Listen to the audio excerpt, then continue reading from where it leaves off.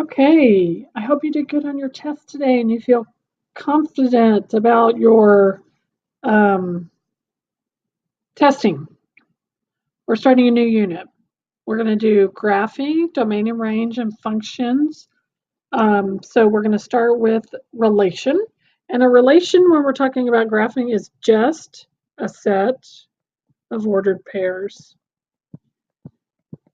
No restrictions on what those ordered pairs look like. Any old ordered pairs, but if you have a set of them, we call that a relation.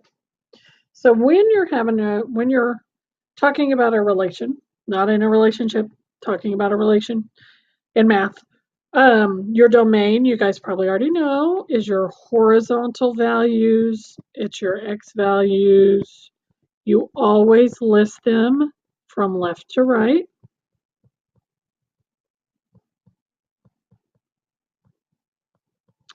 And if you're talking about science, it's your independent variable.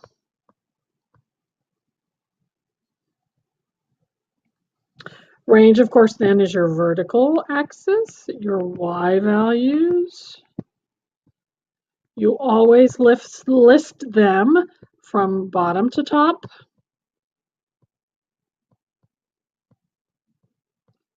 And those would be your dependent variables. Okay, two different kinds of relations we're talking about. Discrete relations are just the ordered pairs or the points on a graph. They're not connected. They don't make a line. There are not really any values in between the points, so it doesn't make sense to connect them with a line. And I'll show you down in the examples in number 1 and 2 what we're talking about. Continuous is a line. The points are on the line, so you're connecting them because there's values in between the data points, and it makes sense to have them connected. Oh, before we go to the next part, let's go ahead at the top of your page.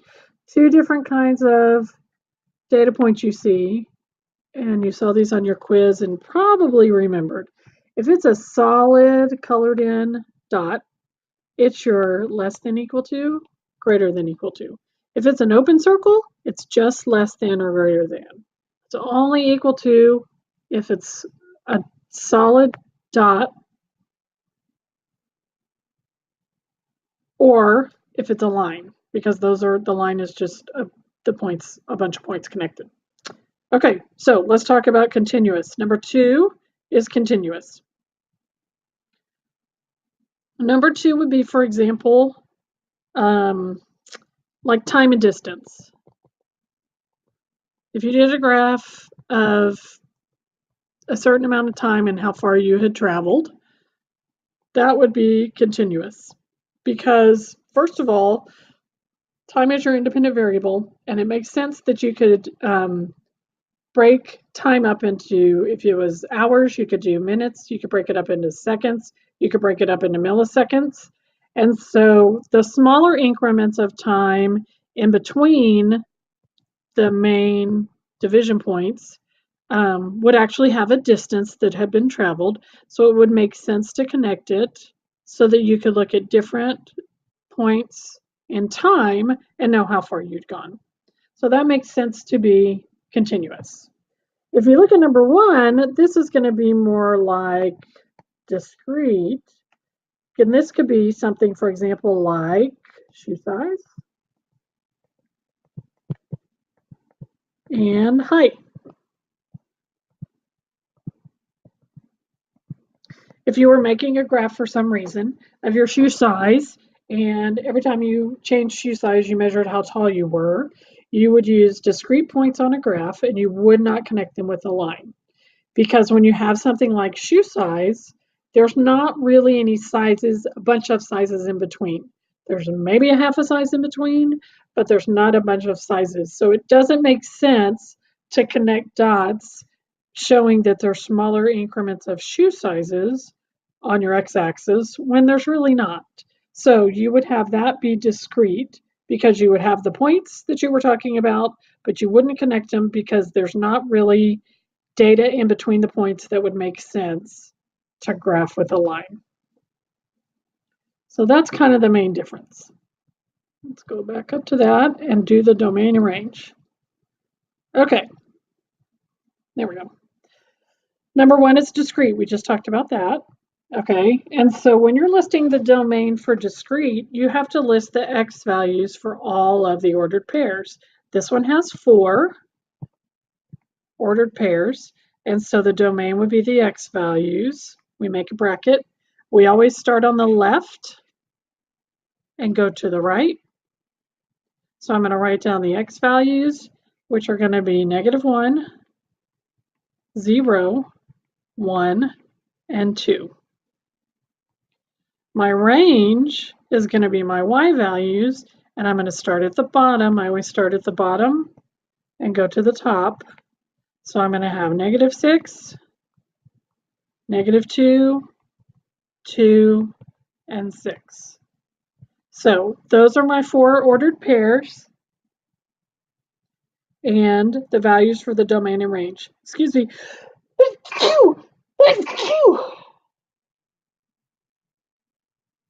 How many people just said bless you? Because I didn't hear it. Okay, number 2. This one is continuous. And notice that it has the open circles. So when I write my domain and range, I'm not going to include the numbers where the open point is. So for my domain and my range, I always put my x in the middle, and I always have less than signs. My range is going to be y with less than signs. Because it's open circles, I only have less thans, I don't have equal to. Number 3 is going to have equal tos. So I start at the left on my domain. The farthest to the left is going to be -1. X is greater than -1 and less than 2. My range, remember I start on the bottom and go to the top, is going to be -6 and +6. So that's how I write my domain and range when I have a line, a continuous line. Number 3 is a little bit different because it's a vertical line. Still continuous because it's connected. And my domain going from left to right really is always on the number 1. So my domain is x equals 1 because the only place that I have x values is 1. I was trying to decide if I liked that equal to sign. I didn't really. Okay, so my range though goes from -3 to +3. It's closed circles, so I put my y. Because it's closed circles, it's going to be less than or equal to. So I have -3 start at the bottom is less than or equal to y, which is less than or equal to 3. So when you see this, every number in between -3 and +3 is a possible value of y. So that is my range. Okay, let's keep going.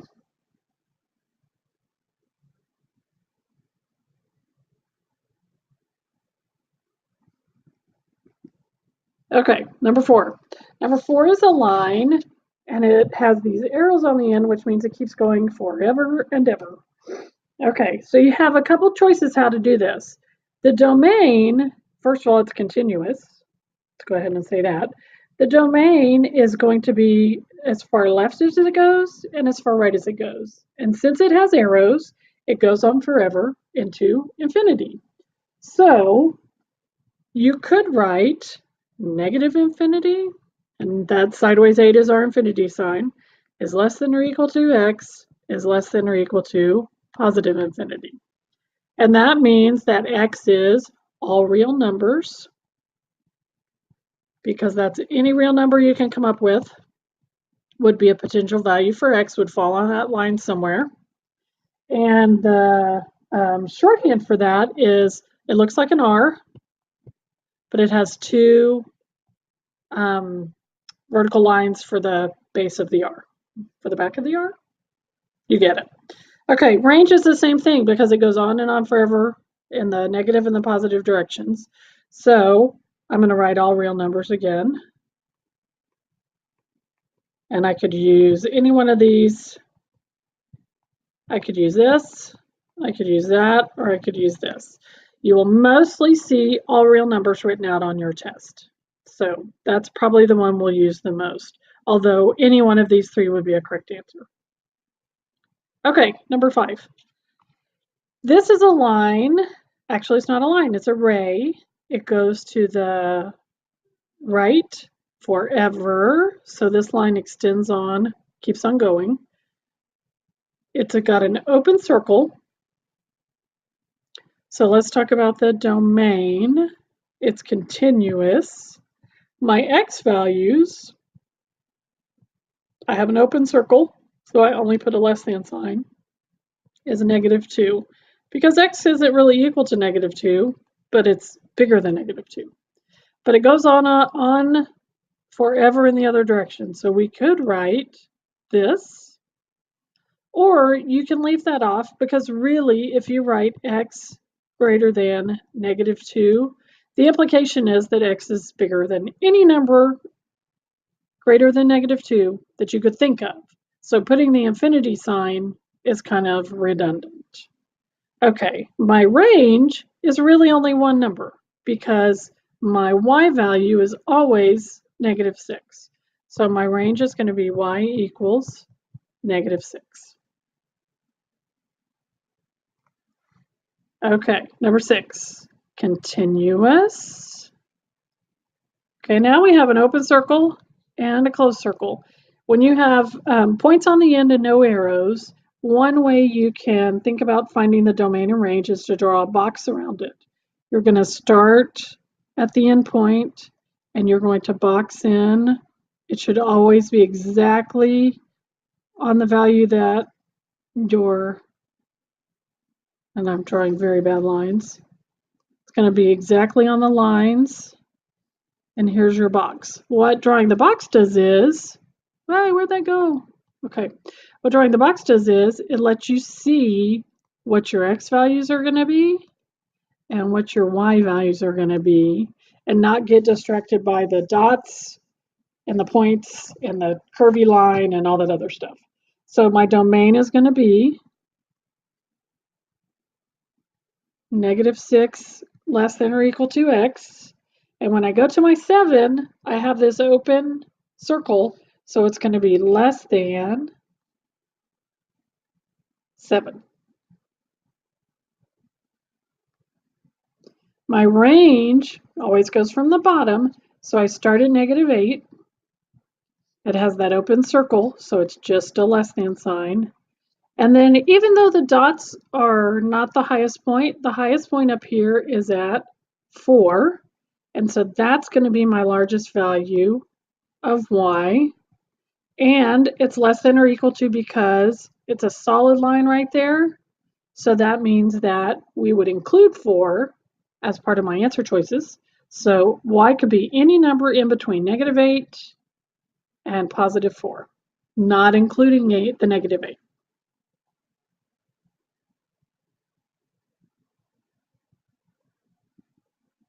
Alrighty.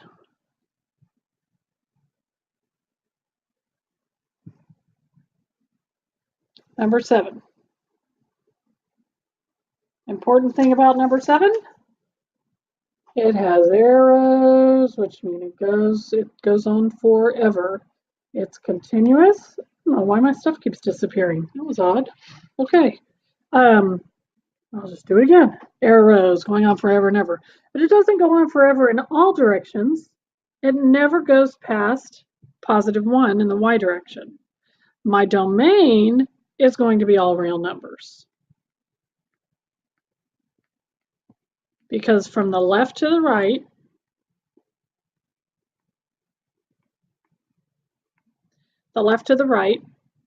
The arrows mean it goes on forever and ever in the negative and the positive direction.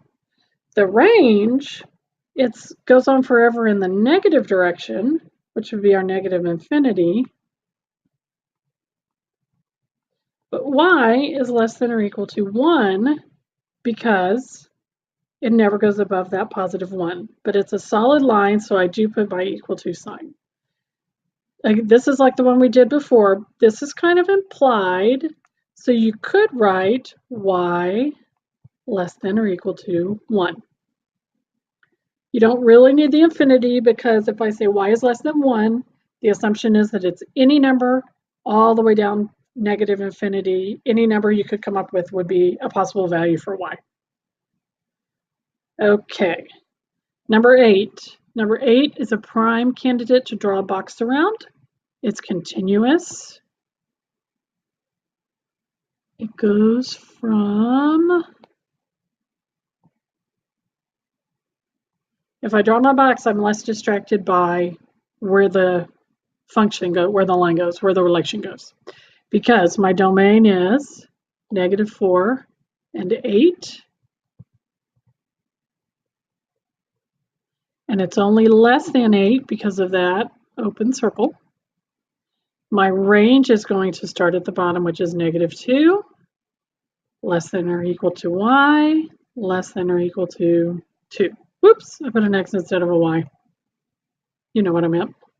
Okay, because there's an open circle here at -2, there's also the line that touches at -2. The solid line trumps the open circle because it is true that y could be equal to -2 because that line, the solid line, touches -2. So that's why I include -2 with my less than or equal to. Okay, number 9 is a little trickier because it's hard to see what's going on. It's continuous. We're going to assume that it's getting closer and closer to 0, but it's going on forever because we can't see the end of it. And we're also going to assume that it doesn't ever actually get to 0. So my x values are going to be -infinity, less than or equal to x, less than this 3 right here. And just like we talked about before, if I have this -infinity, I should be able to say x is less than 3 and have that include every number below less than 3 for infinity in the negative direction. My range is going to, remember our bottom number is the first part of the range. I'm going to assume that the line never touches 0. So 0 would be the smallest number, but y is never going to get there. So we're going to assume that it's y is greater than 0 and less than 8 because it's got that open circle, which means it doesn't ever, there's not a value for y is 8. So this is something we're going to get into later in the school year, but this is called an asymptote, which is the line that another line comes close to but never touches. And we're going to assume that this relation right here gets closer and closer to 0 but never touches it, which is why I have my range as y greater than 0 and less than 8. Okay, I hope that was relatively clear, and I hope you have questions that you can ask. Actually, you're going to have a different substitute tomorrow, but he has this information and he should be able to help you if you have any questions. And I apologize for the lateness of this video. I'm going to try and do the rest of the week today so you can keep up. Ciao.